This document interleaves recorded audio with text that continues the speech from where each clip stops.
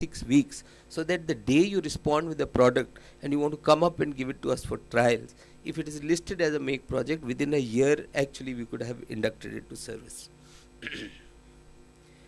Beyond that, of course, if you have solutions which are already existing, you made them, you were supplying them outside and all, we could always understand those solutions, and then the normal DPP, direct commercial sale processes exist.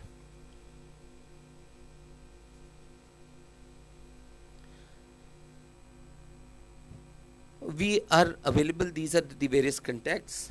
We are available on the website, we are available, that's my phone number, the email. We have two centers, one is in Delhi called the Technology Resource Center, and we also have closer here the Simulation Innovation and Design Division at Hyderabad, which is commanded by a brigadier. And in case you find it convenient, you can actually route your solutions, interact with him, it's closer home here. Finally, I will close now by just assuring that the Army Design Bureau is your single one-point contact.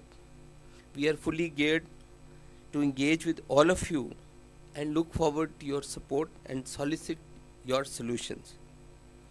In fact, I deliberately mention the word solution and not products, because today in the display we have, coming out of Coimbatore, 30 solutions, but they are answers to just 17 problems, which means that for every problem there are almost multiple solutions that are coming in, different technologies being applied, which is a very healthy thing, which actually gives us options, gives us alternatives to look at, and gives us the best cost optimized product to arrive at. Thank you very much.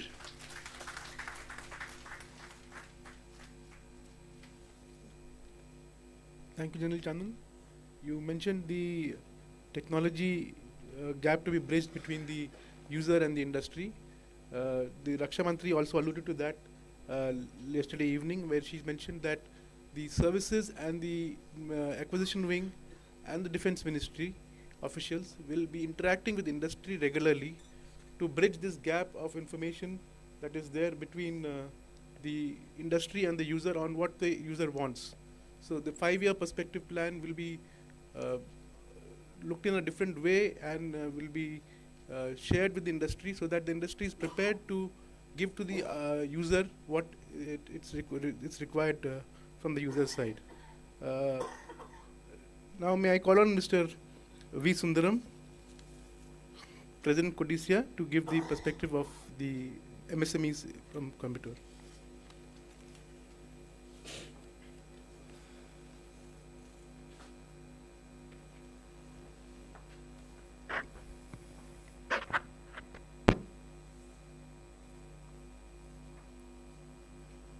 Respected Lieutenant General Sarath Chandan, UYSM, AVSM, VSM, ADC, Vice Chief of Army Staff, Indian Army, Lieutenant General Subrata Saha, PVSM, UYSM, YSM, VSM, retired, Society of Indian Defence Manufacturers, and former Deputy Chief of Army Staff, Major General A.K. Channan, SM, ADG, PPB, PPDT, Indian Army, Professor Dr. C. Parameshwaran, Director, Corporate and Industry Relations, Amrita Vishwa Vidyapeetham, Coimbatore, Mr. J.D. Patil, Whole-Time Director and Member of the Board, Larsen & Toubro Limited,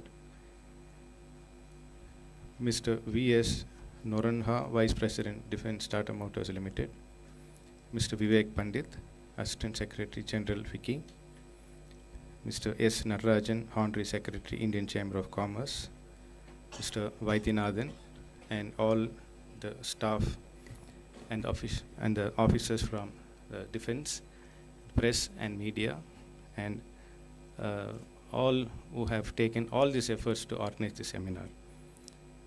I'm really, it's an amazing privilege for me to stand in front of you in being one among this August gathering. First of all, I have to thank the Raksha Mantri, who had initiated that Codicea should be a part of this program also, And it was first when Dr. Parameshwaran just called me and said that Madam has asked us to involve you into these solutions. And we were really thrilled about this. And this privilege is given to us, and it's now our responsibility to contribute for the Prime Minister's dream, Make in India process, and we would definitely do for it. It was quite a short time that we were given these problems, and of course, I think definitely we will find out some solutions for these problems in the coming days, though there are one or two. And now when coming to the capabilities of MSMEs, it has always been a doubt for bigger companies, how the MSMEs would cope up, right from the defense or any other PSUs. It has already, it was always been that only an MSME could be a vendor. So this is changing now. And I would just quote, of course, I think most of you must be knowing about Codicea, but I would also just little about Codicea. See, Codicea is already now 48 years old, and it has got a member strength of about 5,500 industries. It starts with the micro, small, and medium industries. And we have completely made on ourselves. We are self-made. We haven't taken any finance or subsidies from any government, and we have our own trade fair complex. And we conduct our own trade fairs, and we get the technology from all over the world. And this is how Coimbatore first developed. I would like to quote 3 people who are right now here and who started from the scratch in Coimbatore, and they have been doing an amazing job. One was the GD group, the UMS Technologies. They have also displayed their products, and they were the very first company to make a turbine engine here, a small turbine, and it can be used for even small missile launch and all these things. And now they have displayed some engines, rotary engines for these UAVs. And second one is the bull machines. The person is here. He's 82 years old. He again started from the scratch. And today he's employing around 2,500 members. He's employing them.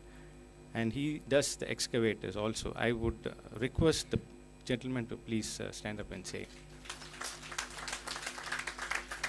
Sir, he came to Coimbatore for a job here, and somehow he managed to get a seat in the college. He studied. This was in 1958. And he started with one cupola foundry in 62 or something like that. And today he's employing 2,500 members. And he's completely manufacturing excavator, like the JCBs or anything like that. It's similar to that. So that's the kind of knowledge what he has. And the next person is Mr. R. Jagannathan from Visual Education Aids. He is the one who was the first person to make the manipulators, the master slave manipulators for Baba Atomic Research. This was in 1976. Earlier, they were all importing it from France, and he was the first person who was able to do it in India, so on the Make in India process. This started in 1976. And recently, he has also made a periscope which can go about 10 meters depth. So this, again, he has done for the nuclear plant. So this is a big achievement here. And very recently, about 1 month back, Venkateshwara Industries, the person is here, they have made a container for the satellite. So this satellite carries the container takes the satellite in the container, and they have been doing it for many years. And this particular project, it took around 2 years for them to complete the project, and they have been very successful. So these are just few people who I could name, and maybe we just want to make a little bit of show off that MSMEs can also do up to this extent, sir. So, and right now we are also coming out with an industrial estate wherein about 300 new companies are going to come out, and this is about 400 acres, in 2 different areas from Coimbatore. It's about 25 kilometers Coimbatore. And we are very much interested to start up these defense products in this area also. And we are very closely working with a lot of colleges also, and especially I had a serious talk with our director, Mr. Parameshwaran also, that we will take up all these problems, and we will also identify the solutions for that, and we will interact as far as the design is concerned with these colleges, and then we will get out the solutions for that as early as possible. Sir. And there's one more thing. We have been talking since 5 years, and we are almost close to it. And I hope Shri Saha Sahab also, I have spoken to him last time when he was here during the exhibition. We are coming out with a new idea. Since we have 5,500 members, at least say about half of them would become the stakeholders of a company. And to start with, we will invest somewhere about 100 crores. And we want to completely start a company exclusively only for the defense. And there's one reason for it, because there's no recession. So we could fully concentrate. And all these companies, whoever are the stakeholders, will become the vendors of this company. And when it comes to the technology, you could just imagine 2,500 brains are going to come in, because we are all directly working on the machines. So you could get free technology from 2,500 stakeholders. This is exactly what we are also hoping for, sir. And if we are given a chance, I think maybe in the next 6 months, 1 year, we will be ready with the factory, sir. Because we have the land, building, everything. So we will definitely be able to organize this, sir. So this is about the consortium of industries. And we are coming out with an exhibition every year called the Subcontract Exhibition. And this falls between May 23rd and 25th of 2018. I would request if a similar show can be done during the subcon, so that we have enough time now, 5 to 6 months, so that we can organize people and take these problems to many industries and see if we could find out a solution, and then we could exhibit these solutions during this fair, sir. I will just give a little write-up after this meeting to you, sir. So with these few words, this is going to be yet another milestone for Codicia in our 48 years journey. And now the doors are open for the big opportunity, and we hope we will definitely contribute. Thank you for this opportunity. Thank you.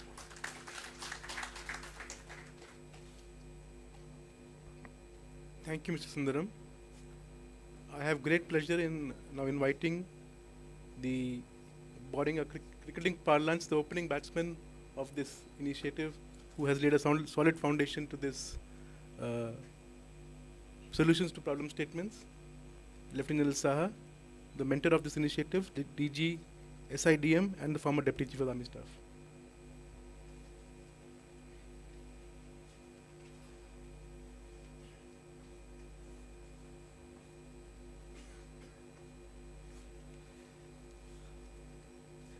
A very good morning, ladies and gentlemen. I'm not new to this auditorium. I've had the opportunity to come here several times. To begin with, respectable General Sharat Chand, Vice Chief of the Army, Mr. J.D. Patil, amongst his various designations printed on this, I must also inform you that he is the Vice President of the Society of Indian Defence Manufacturers. Just like the ADB was a little baby 1 year back, SIDM is a still smaller baby as we speak today. So he is in the leadership, he is in the drive actually for this entire initiative. GOCNC Southern Command recently retired General Harris. It's really a wonder, sir, that you have come over here to attend this event. Mr. V.S. Narona, Vice President, Defense Tata Motors Limited, and a potential member of the SIDM. General Chanan, ADG of the ADB, Mr. Sundaram, Codicia, and I'll just tell you our relationship in a short while. Mr. Natarajan, from the Chamber of Commerce here, Mr. Vivek Pandit from FICCI, Delhi, Mrs. Anupama Eri, all distinguished ladies and gentlemen. What a delight to be here to see literally a dream getting fulfilled. And I must compliment actually the Army Design Bureau, Amrita, FICCI, Defense Aviation Post for putting this all together. I'm particularly thankful to the Vice Chief for having traveled down here because it's so important, his presence here. Probably it's the others who feel it more than he himself, the modest person that he is. It's so nice that you could take out time and travel all the way here to make your inspiring presence on this morning. We had started this, long journey of trying to define problems. Some of the slides General Charan has shown to you. The product that came out at that point in terms of the two compendiums of problem statements, volume 1 and 2, actually was the outcome of almost a year plus of traveling out, which included 19 interactions in different parts of the country with the industry representatives, 13 interactions where it was army, industry, and the academia. By the time we did the fourth interaction, I quite recall, directly with the industry on a bilateral format, we came to realize that, okay, this might give us some, some things for the immediate. But in order that you look at it long term, in order to make it sustaining, as Mr. Narona also highlighted, we have to go to the academia, because unless and until we challenge the academia, we won't find sustaining solutions. So that's why we changed the format. Eventually, there were 32 interactions in different parts of the country, over and above those visits to the forward areas, layout of equipment, etc., which General Chanan had shown through those slides. So really, the compendium of problem statements was one part of the journey. And allow me to share an anecdote, typically how our Indian mind worked, because Indian Army had kept itself, literally like Mr. Patil brought out, it had kept itself enclosed for so long. In one of our interactions, I think it was the fourth or fifth one in Ahmedabad, one industrialist, after listening to our requirements, asked a question that, look, General, you have told us everything. Isn't all this secret? So I looked at that industry person with a lot of respect, and I said, sir, if I don't share it with you today, 10 years down the line, I have to share it with a foreigner and import it. So I would much rather trust my Indian industrialist than a foreigner 10 year hence. So, I mean, imagine this is the kind of doubt that as an organization we had created in the minds of our own industrialist, that we should not be sharing with you because it is secret, and we are ready to share with the foreigner. Anyway, so I'm so happy that that journey has now transitioned into this new journey of trying to find, or shall we say, collate solutions to the problems. General Chanan has highlighted how many 1300 plus and about 70 plus solutions he already has with him. We had the first interaction, as I told you, we launched this second journey on 25th October from Delhi. Delhi, it's okay, it is the capital of the country, you have to do something. But honestly, our solutions reside in places like Coimbatore, a district which is proud to have 74 engineering colleges. When I read it on the net first time, straight away, you can ask General Chanan, that time was the brigadier working very closely with him. I said, look, forget about other places, let's go beelining for Coimbatore. We came to Coimbatore, we had our first interaction, I remember late in the evening in one of the hotels somewhere. That wasn't good enough. Sir, that is when Codicea came in. Mr. Ramamurthy and Ramesh Babu, I remember their names. They got in touch with me that, General, in the month of August, during the Independence Day, we are planning to do some exhibition. Will you join us by displaying your equipment? And on that day, we decided to display army equipment here, which we had to move from different places over here. As you know, we just have one artillery regiment. Would you believe what happened post that?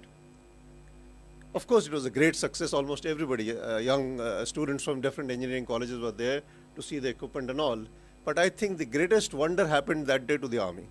Because post that, General Prasad got in touch with me that there is a person called Dr. Shantanu Bhaumik who has got a solution for your bulletproof jacket. We have one brigadier now. He was then also a part of the ADB, but in a different format. He is a huge person, very big build. When he was speaking to the gathering there, he said, the bulletproof jacket that I wear weighs 14 kilos. A person of my size also, kind of sinks with that heavy weight. So I think that is what touched Dr. Shantanu Bhaumik. He got across to General Prasad, and then they came up with this, solution, which finally is coming up as a technology development fund project. I think at the fastest possible, given the government ways we work, and which is jointly with Mr. J.D. Patil, because when that solution came, I asked him, would you be comfortable with somebody close by? He says, yes, we would be comfortable with somebody close by, General Prasad, and because of my confidence in Mr. Patil, the way he has actually given his heart, mind, soul, everything to get L&T Defense to where it is today. So I said, probably this is the most trustworthy arrangement that can actually give shape to one of our first findings. And on that note, ladies and gentlemen, let me tell you, we had come here incidentally on 23rd January to get a sense of the solutions that were coming out. JD mentioned about S&T standing for spirituality and technology. From that day onwards, it entered my mind, When you come to institutions like this, it is not science and technology at work, it is spirituality and technology at work. And, we came here on 23rd January this year. What is the significance of 23rd January? You all know. It is the birthday of Netaji, Subhash Chandra Bose, whose great follower is Dr. Shantanu Bhaumik. And may I tell you, today is his 50th birthday. So kindly join me in wishing him. I don't know how it all happens. Maybe somewhere it is Amma, These things don't happen by chance. So there we are on his birthday to collect it. And I can tell you with some assurance that I didn't know about it till about a week back that today is his birthday. So moving on from there, as we move into this journey of statements, I think the most important thing, General Chandan has highlighted how he's getting solutions. The most important thing is to actualize them into products. And I must tell you that, and I won't mince words here, this is what worries me. If you see, in the last 3 years, for example, the DRDO has had some wonderful success stories. But these success stories have not entered the procurement cycle. That is what seriously worries me. If these solutions are coming, they have to enter the procurement cycle. I mean, this business of Army Technology Board, Technology Development Fund, Make2, that is where our entire focus has to be, that how soon are we going to take it and put it into the procurement. Otherwise, the same solution, the same success story will become an irritant because technology would have moved ahead. So all the effort that has gone into coming up with this, unless and until we actualize it by putting it into the procurement cycle and hastening the procurement cycle, somewhere we would have missed all this effort and all the celebration in a sense that we are doing. All of you would recall, that brilliant speech of the Prime Minister on 15th August 2014, when from the ramparts of the Red Fort he had said that in India we have steel, we have diamond, we have discipline, we have resolve. Come make in India. He listed a whole range of products. And one of them, he said, submarine se leke satellite tak. Effectively, he was talking about the huge opportunity in defense and aerospace. After that, we had a series of, wonderful policy directions that came out. If I were to name some, IDDM. Make2 people have spoken about. Make2 was a new thing. Enhanced performance parameters. Essential parameter B. FTP, that is the fast track procedure, was liberalized. Strategic partners. 6 of them. What I would urge, let us look back and see how many of these forward-looking policy initiatives have we implemented in the last 2 years. That is why I say it worries me. When there is a policy provision existing in black and white, if we are reluctant to use it, how will we bring it? For example, enhanced performance parameters was brought in as a very smart way by which we could have converged L1, that is the cheapest, which is a must because of general financial rules, with the T1, that is best in technology. But it is amazing that neither the services nor the industry have taken advantage of this provision and to push a higher technology product. So this is something which I think we ought to be focusing on. The second point which I spoke about, the Make2, for example. Make2, as we know, got introduced so that the potential of the Indian industry could be, sort of harnessed to come up with solutions, to come up with some simpler systems, come up with simpler products, come up with import substitution, where it does not involve very high expenditure, where it does not involve too much of infrastructure, cost outlay, and so on.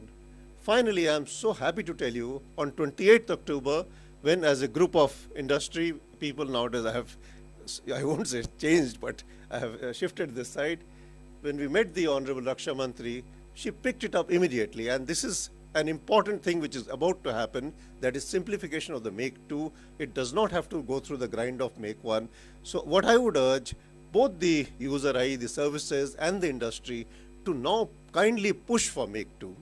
Because if the push for Make 2 is there, because what the industry is concerned about is orders. Moment you have entered the Make 2, at least orders are assured. If the orders are assured, I don't think there is any other incentive that you should be looking for in order to get it. Because the interesting thing about Make 2, which is entirely industry funded, is just in case if there are no orders, the amount gets refunded to you. So really speaking, it's a fantastic provision which the Honorable RM has said that she is going to give it shape. So what I would urge is do kindly make use of this. Codicia is sitting over here. In fact, Codicia was mentioned in our meeting with the RM on 28th October. And the point that she highlighted is, organizations like Codicia, and there are similar others in different parts of the country, who are undertaking some sort of skilling specifically for industries. So what she had said is, why don't we see the opportunity of tapping organizations like Codicia to do specific defense industrial skilling. So obviously we are not talking about, MTech, IITs and so on. We are talking about skilling people for the shop floor. If there are 2,500 industries coming together, MSMEs coming together in Codicia, I think there is tremendous opportunity here. The second point which I wish to highlight, on 17th November, Professor Parmeshwaran was there in Chennai when we had a meeting with the Raksha Mantri. That is the time when she said, after listening to a lot of people, that Society of Indian Defence Manufacturers, SIDM, should come up with some categoric recommendations on how it could be made easier for the MSME. So I am just informing you that we have made a small committee of people who have expertise in this field to come up with a new SOP, Standard Operating Procedure, for the MSMEs to be able to work with the DPSUs and the ordnance factories. And it is axiomatic that once such an SOP comes into play, even the private industry would be guided by that. So this is an initiative which is on, and on Monday, in fact, we have another meeting to pursue this one forward. So this is another one which the minister has been actually pushing for. The third point, Professor Parmeshwaran, again I am quoting him here, was present at that meeting when I got a chance to, in the public gathering, of course we had a little in-house closed door before that. So I mentioned to her, ma'am, there is some phenomenal work which is happening in some of our engineering institutions here, and I was very proud to mention Amrita amongst others. So it is not as if their effort is going, is not getting cognizance, not getting taken cognizance of, but it needs much more institutional support than what is there today. So the Honorable Minister said that kindly compile a report, take 2 months' time, kindly compile a report in which you please put down all such research work which is happening, particularly at the PhD level, which can be commercialized by the defense industry for the 3 services. So I am happy to inform you, we are in the process of compiling that report. In fact, Amrita has already given us their inputs. We have taken 7, I think, 7 projects of Amrita and made it as a part of that report. So that is another exercise which is going on. Time is still open for that till I think 2nd of January, if I am not mistaken. So if you wish to get one of your reports, it's a very simple format. Professor Shantanu Bhoke, Dr. Bhaumik can give it to you. I can send it to you directly. It's not an issue. You send it to us. We will include it in that. So let us see, somewhere it might see the light of the day. The next point which I wish to, highlight in this gathering here, because not often do you have people so well, the user and the industry together. In our country, unfortunately, we don't have anything like defense industrial planning.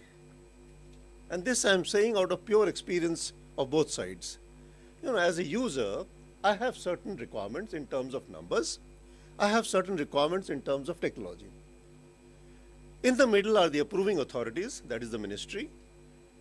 They want competition and they would definitely want fair play.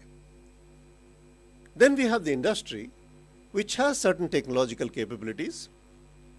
And today, almost every major industry is in commercial and defense together. By virtue of the commercial side, actually they have enough linkages with their foreign partners to be able to bring in technology even into the defense without going through too much of rigmarole. But what they do not know are the numbers. What they do not know are the exact operational requirements.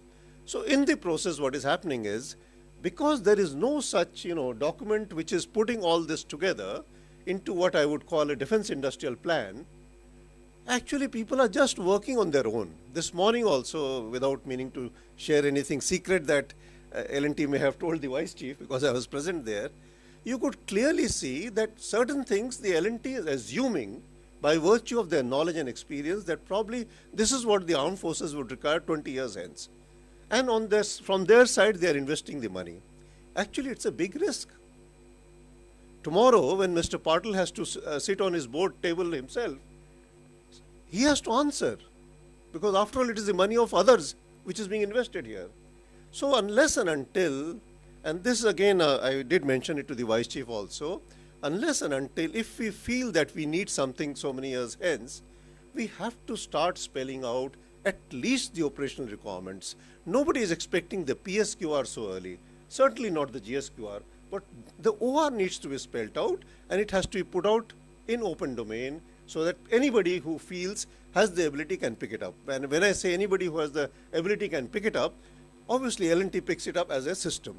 But there are MSMEs who are sitting here, they come to know, okay, fine, in this one I can contribute. And they also know who are the integrators who are in this field, they can approach. We will generate that circulation within the system by just initiating this small little one. Today, everybody spoke about the compendium of problem statements. There are 88 of them included in that. But somehow we are not laboring part 1 of volume 1 of the compendium of problem statements, which gave some introduction. It's a bit of, it's too much of English actually. But all the same, there are some pointers in that to the future technological requirements of the Army.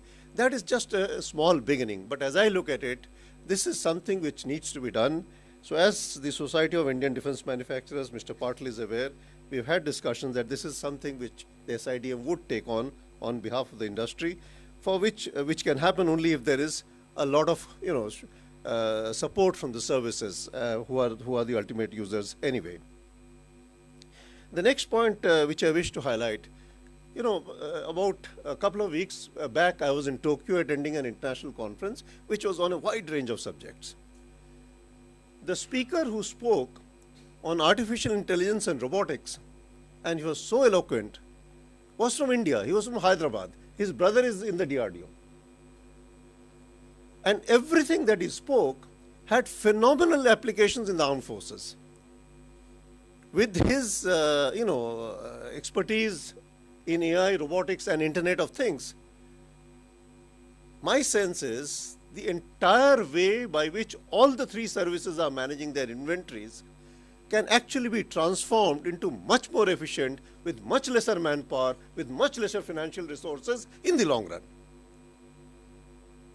And here this man is selling and selling and selling to North America. He has no time.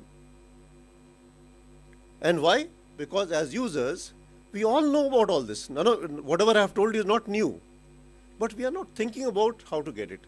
As the industry, they are also not thinking about it because the user is not thinking about it. 10 years later, when around us people will get it, we will start importing again. So my submission is this gap between the emerging technologies and the operational battlefield, that needs to be bridged as soon as possible. If nothing else, if you are in the industry, if you have an expertise in such like emerging technologies, please start writing articles. If nobody else is publishing it, please give it to me. We will publish it from SIDM, so that the people come to know that, look, so-and-so has a technology, so-and-so has a thought process, so-and-so has an idea, so-and-so has a concept, which has got applications in the military. So obviously people in the military will also wake up and start reading it. Somewhere we have to bridge gaps. Somewhere we have to break these silos that have built over the years. So I think that has to be another area where, as good Indians together, we need to come together. Finally, before I close, I wish to just mention that Jan Charan spoke about the Army Technology Seminar last year, 5th December, when Compendium of Problem Statements Volume 1 was released by Mr. Parekar, and then 24th March, the second one got released. I think on the 8th of January is when the Army is planning the first seminar of the next year.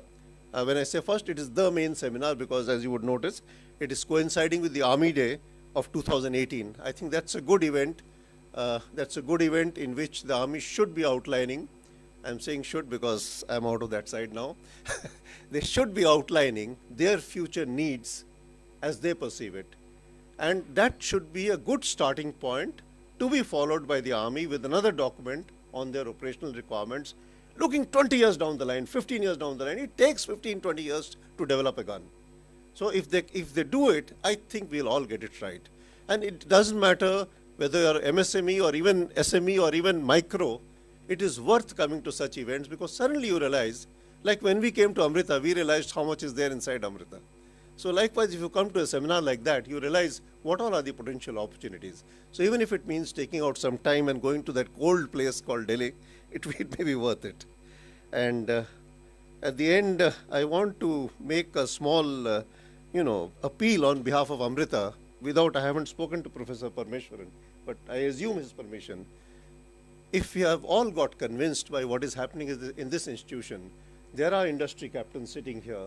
Why don't one or many of you get together and make Amrita as a center of excellence for defense research and development?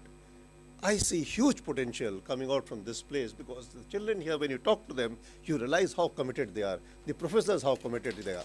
So what I would urge, with your permission, Professor Parmeshwaran, I think this is a place where you can have a center of excellence for defense R&D. With that, thank you very much for your patient hearing, listening to me number of times, and I will end with what I always do. With your collaboration and support, we will win India's wars with Indian solutions. Thank you and Jai Hind.